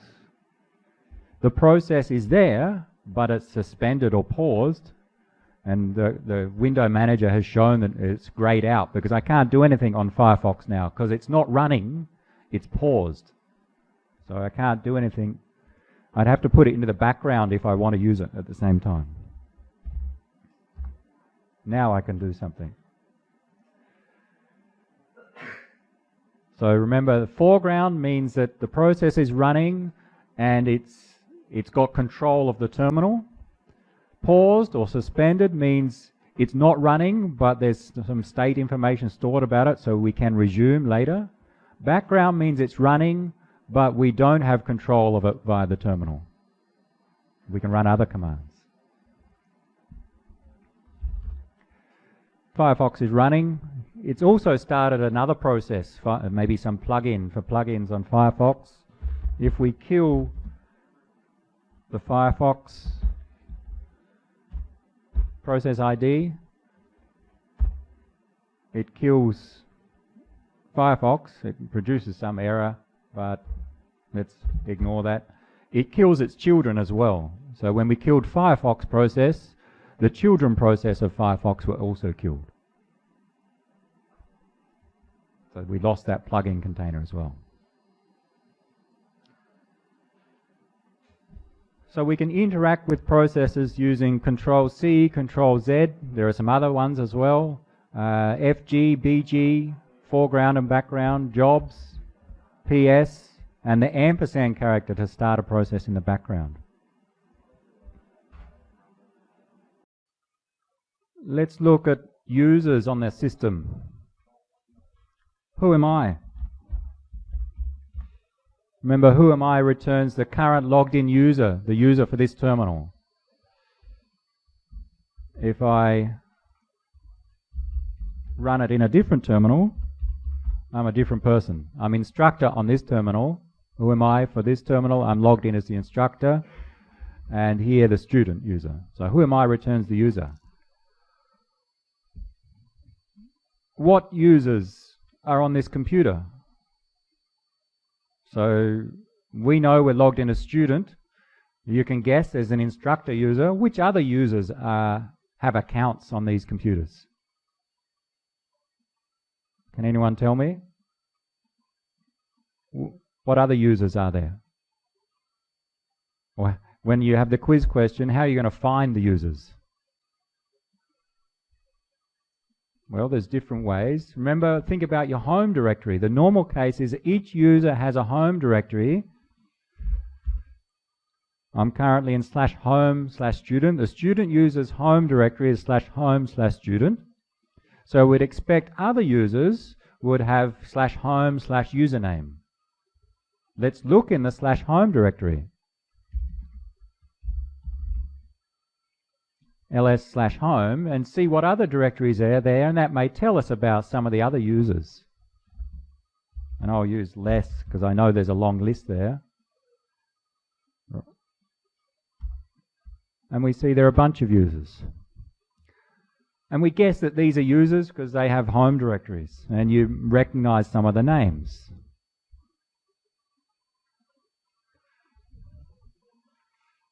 So that's a quick way to see something about users. Maybe a more precise way is that the operating system stores a list of users, and when a user logs in, the operating system needs to check the username and password. So when you log in, you supply your username and password, and the operating system checks what you supplied against who's already had an account created. So the operating system stores the list of users in a file. Let's have a look at that. For Linux, it's common that configuration files for the operating system are stored in the etc directory, etc. But that's a common place to store config files. So use less to look at, there's a text file in there. To list the text file that stores the list of users on this system is passwd, short for password, because the usernames usually have passwords associated with them. So this is a text file that lists all the users and some information about them. Have a look at it. The format is one user per line, and on each line for each user there's some fields separated by the colon character, and we'll go through one of the examples, the details. First, we note there are many users here: the root user, daemon user, bin user, sys user. The root user is the admin. So you can log in as the root user. They have a home directory, a special home directory. It's actually /root. And you can do things as the root user if you know the password. The daemon user and many of these others are what we call system users, and they're not real or normal users that can log in. They're used to run operating system programs or applications, servers usually. So normally we don't use these users. They're not something we can log in as. And you may note at the end it says something about no login. So it's a special type of system user. If we scroll through,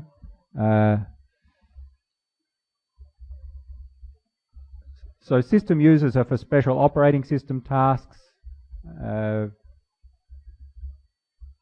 think somewhere you'll see MySQL. For example, there's a system user for running the MySQL database server. We don't log in as that user normally. It's just for running the server. So we want to focus on the normal users. There's a root user, system users, the normal users. There is instructor. You scroll down, you see some you start to recognize. TA, student. And then what I've done, as you notice, I've set up users for each of us, or each of you, based upon your name. So just some fake user or user accounts that we can use for testing. Let's look at the student user. The structure of this file is for every line, the first field is the username. The second field is the password. The third field is the user number. So we have a name and a number, so a unique number. Users belong to groups, and they must be in one group. So this is the default group they're in, but the group number. This information is some human-friendly information about the user, maybe their full name. So note, well, what's different here? The S, uppercase S. This may be displayed on the graphical login when you see your name there. Note for the named users, I haven't given the full name, I've just repeated the username. But you could see the full name here, the email address, the phone number, and so on. This is the home directory, all right, /home/student, and you see most of them are /home/username. That's the default setup. And this is the software that runs when this user logs in. And we've said before, Bash is the software that interprets the commands on the command line. It understands what you type. So that's the normal setup. We care about the username and the password. Well, you notice that the password for all the users is X. It's not the actual password. The X here means the password information is stored in another file. All right, so it's not actually stored in this file. This is the operating system list of users. Where is the password information stored? It's in another file. It's called in the shadow file. So let's have a look at that. Quit, Q to quit. Open up the shadow file. That stores the password information for those users. It will include the usernames and then information about all their passwords. And you can see the password of all the other users. Well, no, you can't. All right? So the normal user cannot see the password of other users. By default, the permissions are set up so that you cannot look at this file. It is a text file, I'll show you later, but the normal user, the student user in this case, cannot look inside this file. They can see the set of users in the passwd file, but they cannot see the password information in the shadow file. That's the security measure to do some access control.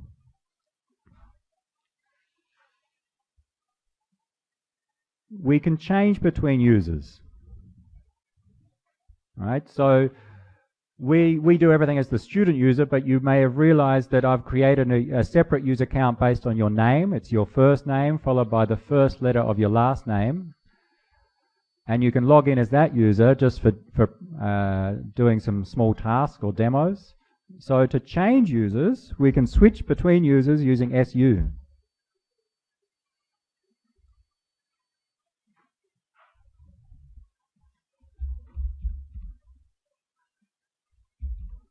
And I'll just choose a random user from the list. You switch to you, okay? Type in your name. SU switches users, switches to that user, and you need the password for that user. And for this I've set up, it's the same as your username.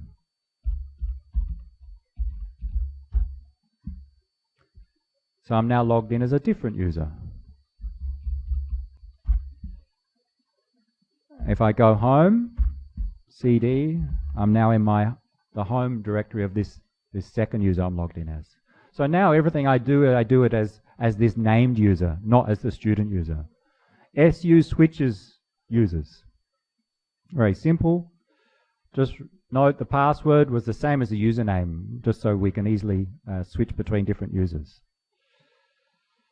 Some of the tasks today I'll say use your named user. That is, switch to the user based on your name, not the student user. If you want to exit and go back to the other user, use exit. And now I'm back as the student user. So SU switches to the named user, exit comes back. I can switch to the root user, or if I just use SU, switch user on itself, it by default goes to the root user. The other meaning of SU is super user. Super user is like admin or root user. So SU on its own, we sometimes think means switch to super user.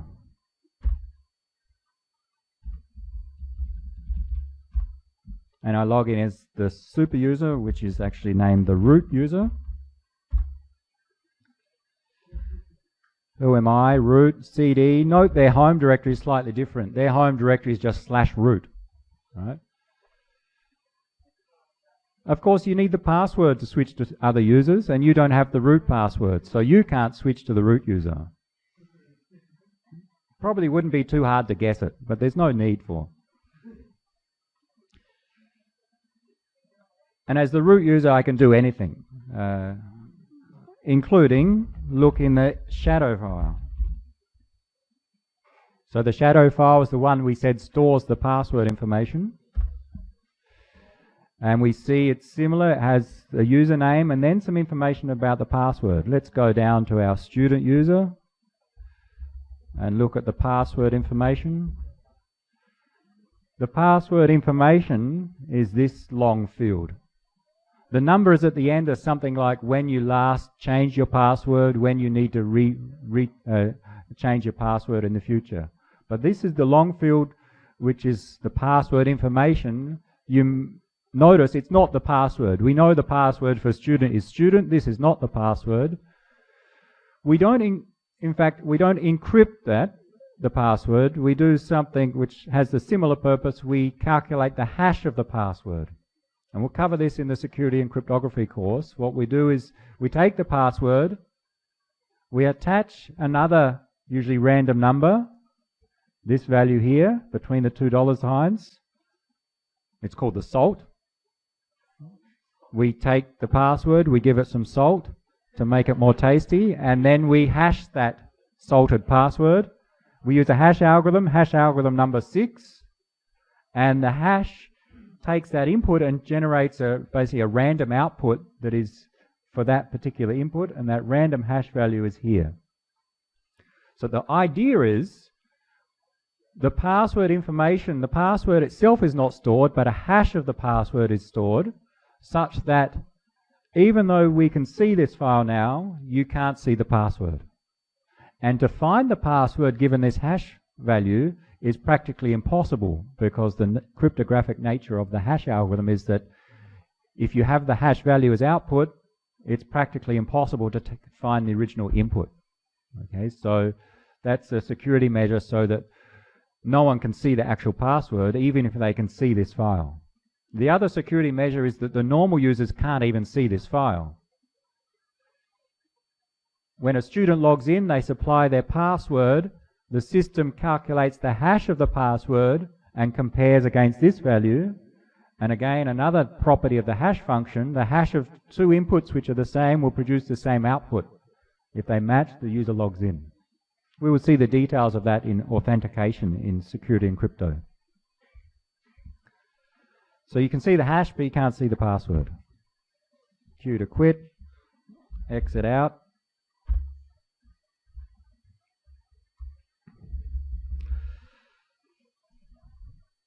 Last command, when we're talking about users and permissions. So we saw that some users cannot do some things. That is, the student user couldn't look at the shadow file. We'll return later after the break about permissions on files. But similarly, some users cannot run programs. Right? Some programs are protected, especially programs that give you special privileges or need special privileges on the operating system, like network type programs. I'll just switch to my other terminal because I need to be logged in as the instructor or not to a different user. But you can do it as the student user. There's a program called IPTraf. It shows us the internet protocol traffic, the IP traffic. It's a networking program we'll use in later labs. It shows the packets being sent and received.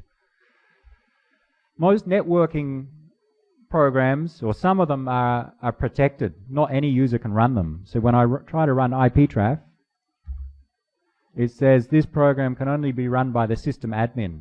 We don't have permissions to run it. But I would like to allow everyone to run it so that we can actually see the network traffic. So the common way to do that is to set up the computer so that some programs, the student user and the instructor user, can run these special programs. And I've set that up. What we want to do is we want to run this program as the system administrator. The other name of the system administrator is root, or another name is the super user. So we'd like to do this program as the super user. Do IPTraf as the super user. Super user do IPTraf. And you've heard of sudo, I think, before. The idea to do this program, run this program, as a different user, as the super user by default. We can actually switch to a different user if we want. And that tries to run this program as the super user. And I've set up these computers so that you're allowed to do that. It asks for your password. You should be doing this as student, not as your named user.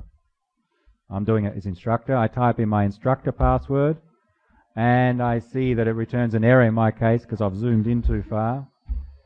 Try it again. Okay, so sudo followed by the command tries to execute that command as the super user. Now, it needs to be set up in advance as to which commands you can try. You can't do anything with sudo. You can try or return an error if you try other things. And just to demonstrate, IPTraf just shows some statistics about packets being sent and received. There's not much happening on my computer.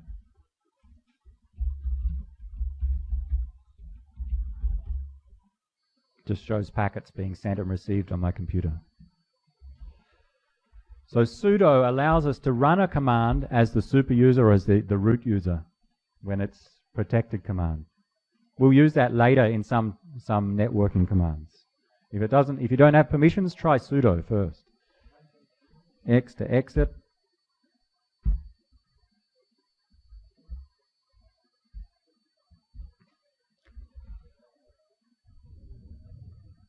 So we can switch users, we can run commands as super user using sudo. We've seen a little bit about where passwords and user information is stored. Later we'll see permissions on files.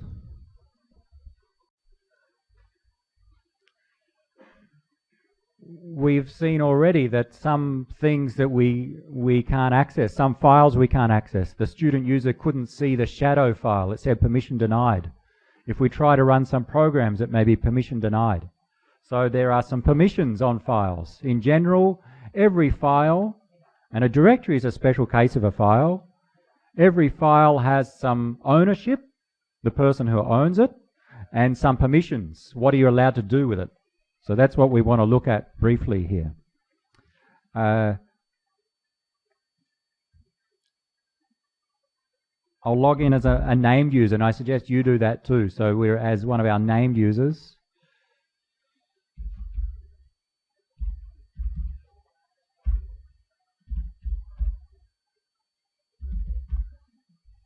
Note that when you log in, you're in the student directory. But that's not my home. I've logged in as a named user, so I want to go home, CD. And now I'm in my home.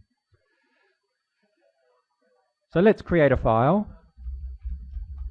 Just to demonstrate here, echo something into my file. And just to make it clear, who am I? And let's look at the details of this file. So I've created a file, abc.txt. When we see the details, we see the file name, the date and time. And this column tells us the user that owns the file. Right? Every file has a user that owns it. It belongs to one person. So by default, when you're logged in as a user, when you create a file, you own that file. We'll see later we can change who owns it, but by default, we own that file. The second column, and yours will be different, the second column shows the group that owns the file. So in fact, each file has a user, an individual user that owns it, as well as a group that owns it. And a group, as you may guess, contains a set of users, one or more users. And when we say the group owns it, it means anyone in that group can do some things, some special things with it. So with respect to this file, we say there's one user that owns it, there's one group of users that own it, and then there's all the rest of the world, everyone else, the others. So on our computers, we saw there are, 100 plus users. For this file, one of those users owns it. Some users are in the group, blue one, that own it. And then there's all the other users, the other 99 users, or however many there are. So we'll distinguish between three sets of users. The user that owns, the group that owns, and others. Others are not the user that owns and not in the group. User, group, others. UGO. We'll come back to those letters. So, the ownership for those three sets of users, user, group, others, they can do different things potentially with the file. What things can they do with a file? Well, there are three main operations in Linux. We can read a file, means open it and look at the contents. We can write to the file, which means modify the contents, delete. Modifying, deleting is just the same as modify. So write to a file means change or edit. And in some cases, we may want to execute files. If it's a program, we make it executable. So we can read, write, and execute. And the three letters R, W, and X. X for execute. So, what can our user do with this file? How do we know? These 9 characters tell us. Have a look. The first character tells us if it's a file or directory. This dash here says this is a file, not a directory. The next 9, we split them into 3 groups of 3. So let's look at them. These 3 characters. Just zoom in so everyone can see. RW dash. The 3 characters in the order of read, write, execute. Read, write, execute. So these 3 characters specify the permissions of the user that owns the file. So the user that owns the file, what can they do with it? They can read it, because there's an R there. They can write to it, because of the W. They cannot execute, because there's no X. If they're allowed to execute, there'll be an X there, not a dash. So our user can read and write the file, but they cannot execute. That's what this tells us. The next three characters are what the group can do with the file. Anyone in the group blue1 is allowed to read the file, write the file, but not execute. The last three characters are what others can do with it. Others, in this case, cannot do anything. They cannot read, write, or execute. So that's how to read the permissions. You may see an R here, I think, in your case, right? Or the default in your case may be an R, that is, others can read it.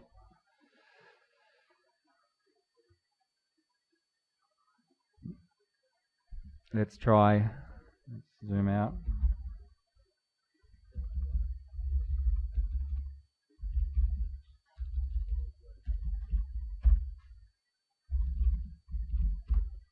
Here, this example. The reason I didn't have an R here is because that file was already created and modified before.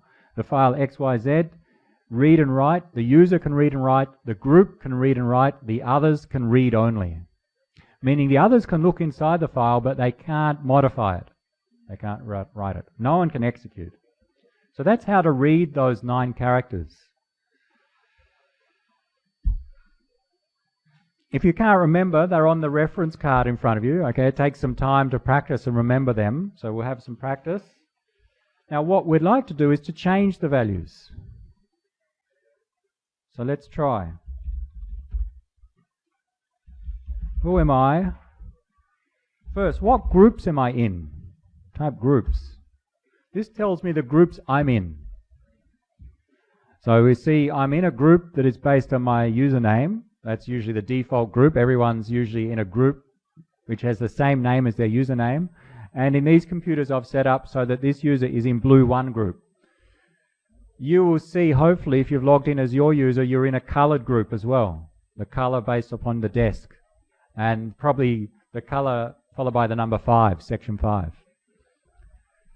So these are the groups I'm in. If you want to see what people are in different groups, there's a file in the etc directory called group.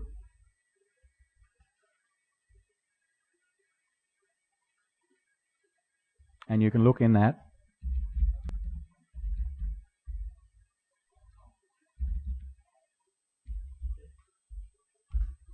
And it lists all the groups on the system.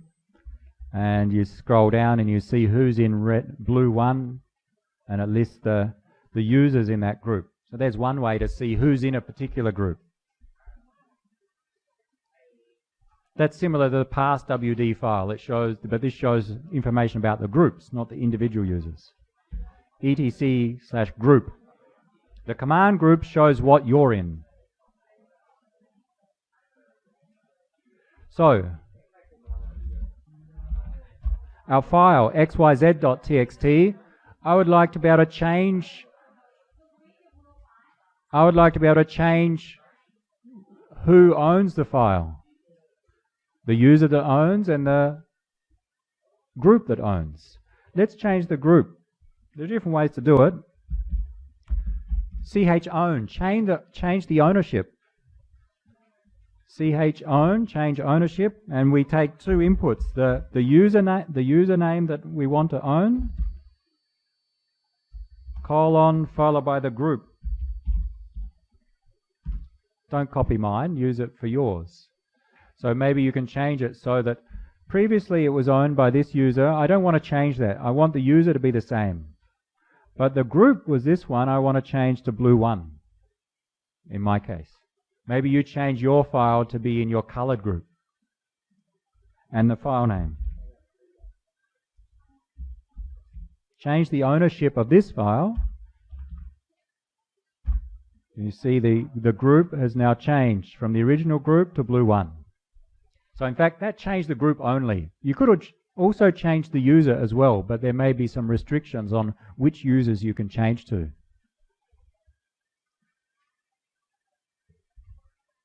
There's a short way to change groups, chgrp, change group.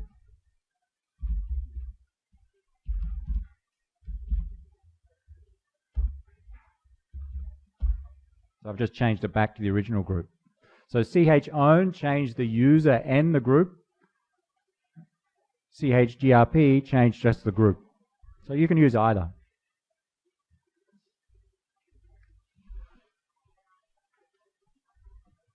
Let me change it back to blue 1 in my case.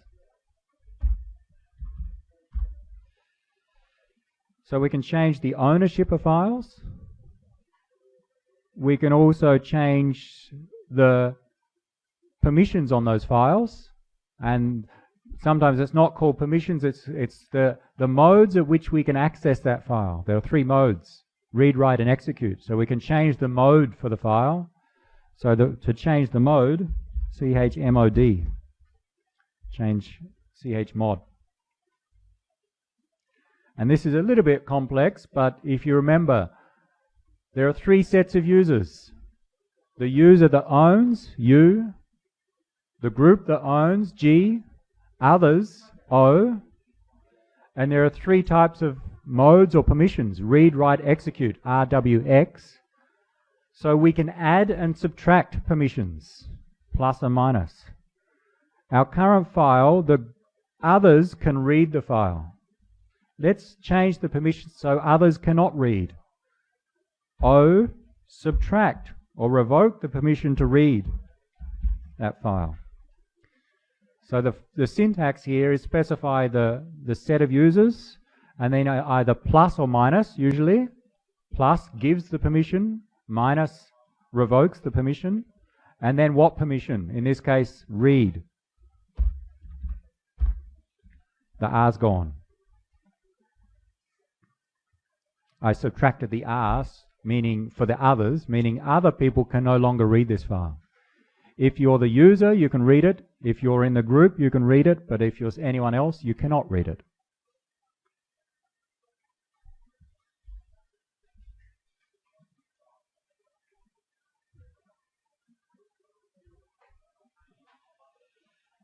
And you can have other combinations. chmod, the group, don't let the group edit the file. Group, subtract the write permissions. Now the W has gone here. All right, so the group users can only read, they cannot write. If you want to change that back, you can grant permissions or add permissions. Plus, give them the permission to do that. And now the W is back. chown changes the user and the group that owns the file. chgrp just changes the group. chmod changes the permissions. And you can set combinations based upon user, group, and others. Grant or revoke, plus or minus. Read, write, execute. And with that, you can set up what you aim to do to secure the files. So this needs practice. So what I'll do is just put up a couple of tasks that you can try, very simple, and just learn some of the syntax for chmod and chown. Try some different things. Do this as your named user, not a student, and to test that the permissions do what you expect. And the way to test is to get your friend to log into your computer and see if they can read the file. So try to set up some permissions so that it protects some of the files. To get started, what can you do?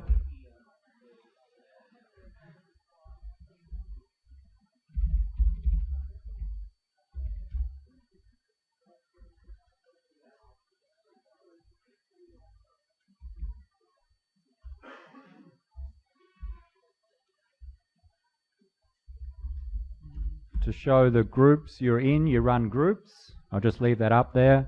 To change the mode, chmod. To change the owner, chown. You can also use chgrp, and some tasks.